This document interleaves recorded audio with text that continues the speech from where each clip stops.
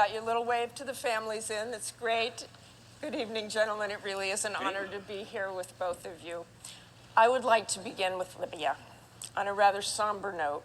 1 month ago tonight, on the anniversary of 9/11, Ambassador Chris Stevens and 3 other brave Americans were killed in a terrorist attack in Benghazi.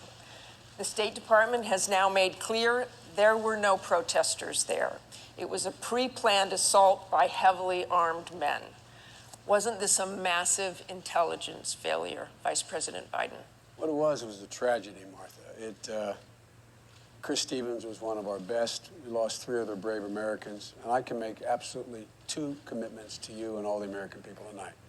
One, we will find and bring to justice the men who did this. And secondly, we will get to the bottom of it, and wherever the facts lead us, wherever they lead us, we will make clear to the American public, because whatever mistakes are made will not be made again. When you're looking at a president, Martha, it seems to me that you should take a look at his most important responsibility. That's caring for the national security of the country. And the best way to do that is take a look at how he's handled the issues of the day. On Iraq, the president said he would end the war. Governor Romney said that was a tragic mistake. We should have left 30,000. He ended it. Governor Romney said that was a tragic mistake. We should have left 30,000 troops there. With regard to Afghanistan, he said he will end the war in 2014. Governor Romney said we should not set a date, number one, and number two, with regard to 2014, it depends.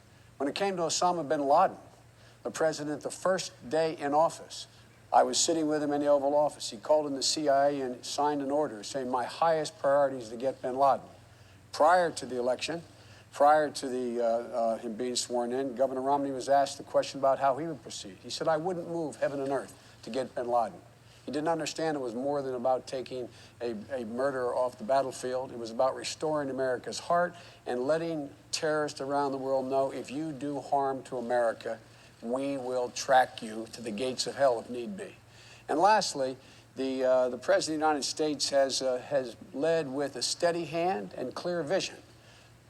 Governor Romney, the opposite. The last thing we need now is another war. Congressman Ryan. We mourn the loss of these 4 Americans who were murdered.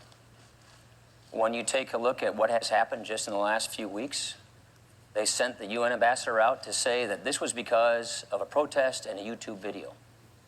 It took the president 2 weeks to acknowledge that this was a terrorist attack. He went to the UN, and in his speech at the UN, he said 6 times he talked about the YouTube video. Look, if we are hit by terrorists, we're going to call it for what it is, a terrorist attack. Our ambassador in Paris has a Marine detachment guarding him. Shouldn't we have a Marine detachment guarding our ambassador in Benghazi, a place where we knew that there was an al-Qaeda cell with arms?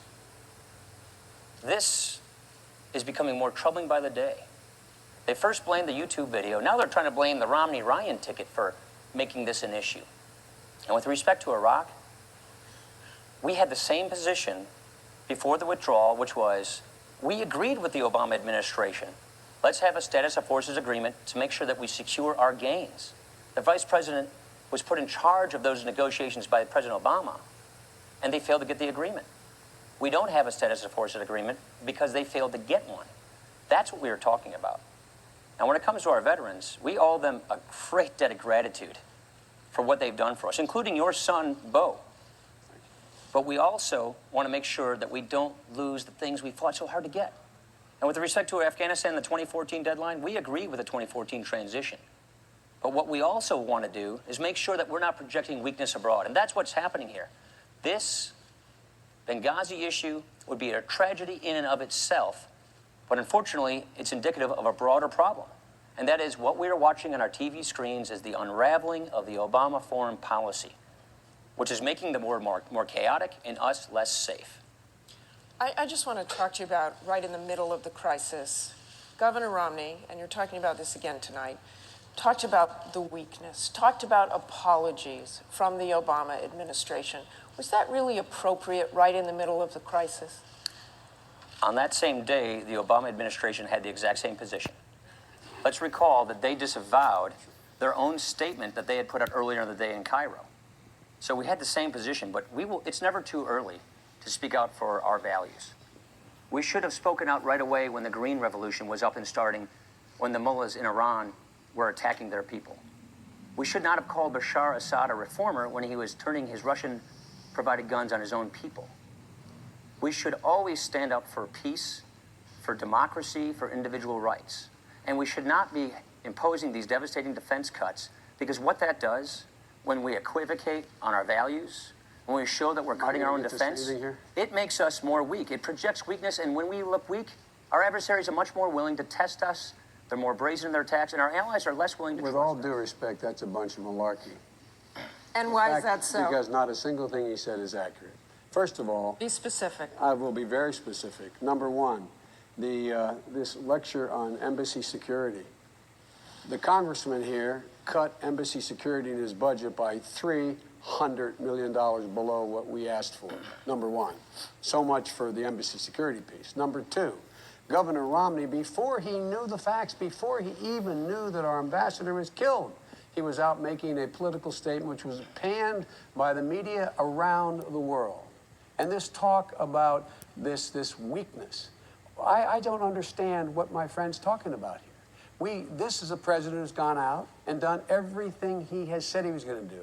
This is a guy who's repaired our alliances so the rest of the world follows us again. This is a guy who brought the entire world, including Russia and China, to bring about the most devastating